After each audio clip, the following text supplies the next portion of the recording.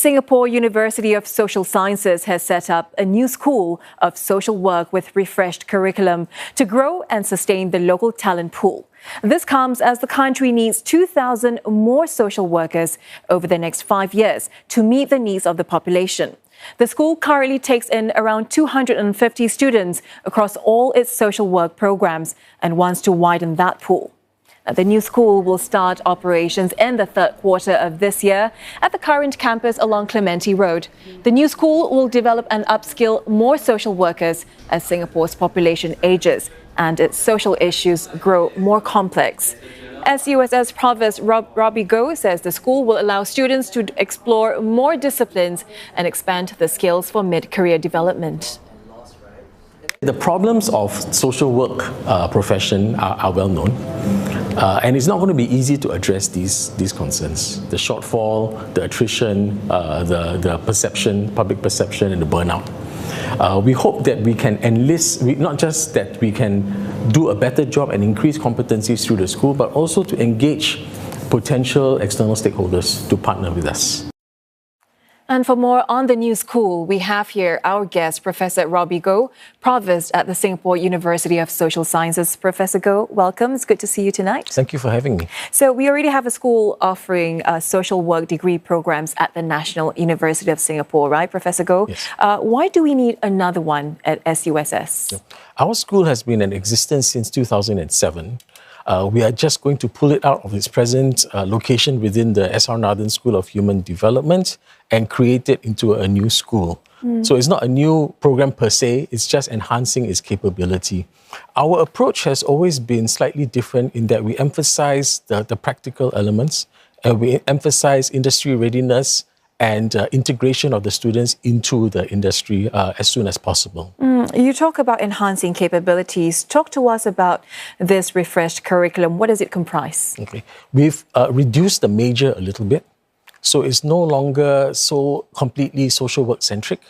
And that reduced major will now allow students to take electives in adjacent courses, such as counselling, clinical psychology, early childhood, gerontology, and so on, which SUSS offers.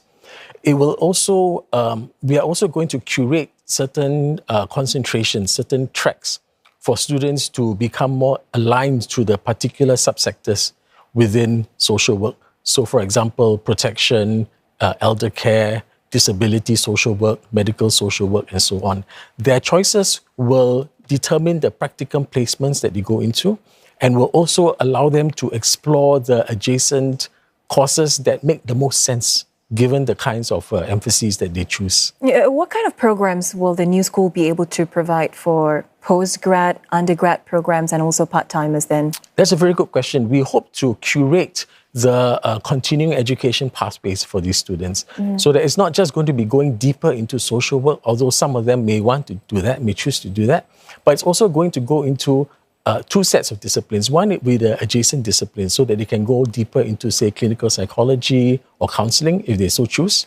But it's also to address the potential burnout of mid-career social workers who say, you know, they've had too much of the fieldwork and they want to switch gears slightly so they can move into other disciplines such as managerial competences, digital, and even, you know, the use of AI and digital analytics as part of the social work industry. Okay, I want to talk about the issues in a while, but let's take a look at the number, right? On the back of an aging population, Singapore actually needs 2,000 more social workers over the next 5 years. So how will establishing this school help us to meet that number?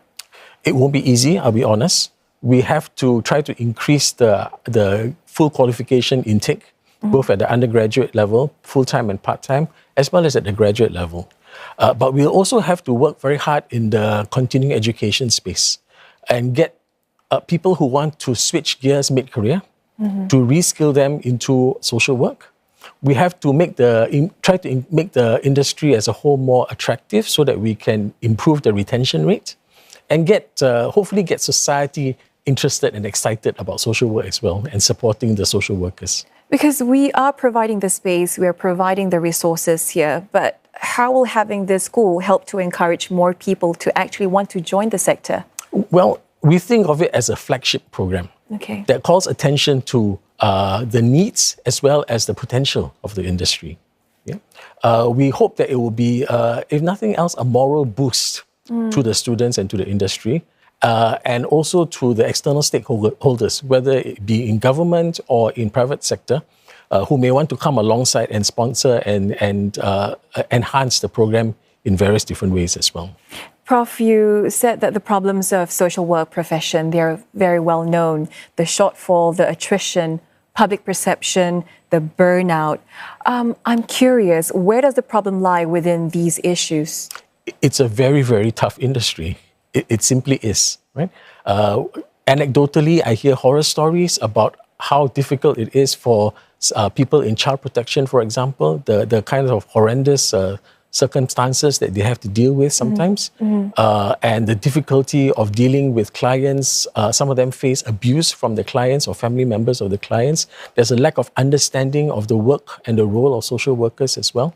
I think these are just some of the problems that they encounter, and we don't really know exactly what they are unless we walk in their shoes, for a day or a week. Do you think these are the only reasons why young people are shunning work in the social work sector? Is there more to it? Let's say perhaps salary. They feel like it's a sector that doesn't pay. Yeah. The good news is that we always see a cohort of very committed and passionate applicants. Okay. Right?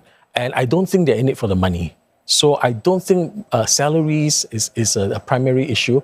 And we've heard from Minister Masagos's SUSS speech recently that the ministry has been addressing those salary issues as well. And is moving more and more social workers into alignment with its salary framework. So I don't think salary is the main issue.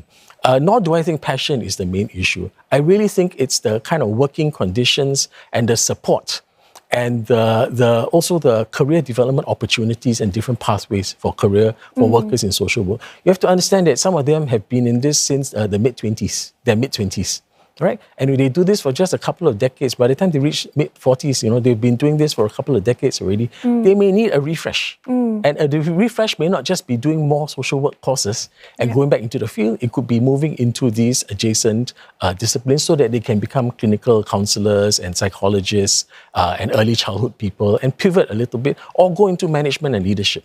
But how confident are you that these issues will be tackled or addressed in the next few years to catch up, against this aging population that Singapore will face? Yeah, we have to do our best. I'm not fully confident that we'll be able to meet we are rapidly aging.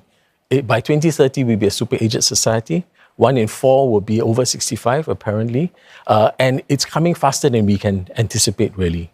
I think the elder care is one important sector of social work, but there are others as well. And not all the social workers will go into elder care even. Yeah? So we have to think about disability, mental wellness, medical, and all these other areas as well. But certainly elder care is going to be a very, very big area. And we just have to do the best that we can in the time that we have. All right, Professor Goh, thank you so much for coming in to speak with us tonight. Thank you. Professor Robbie Goh from SUSS there.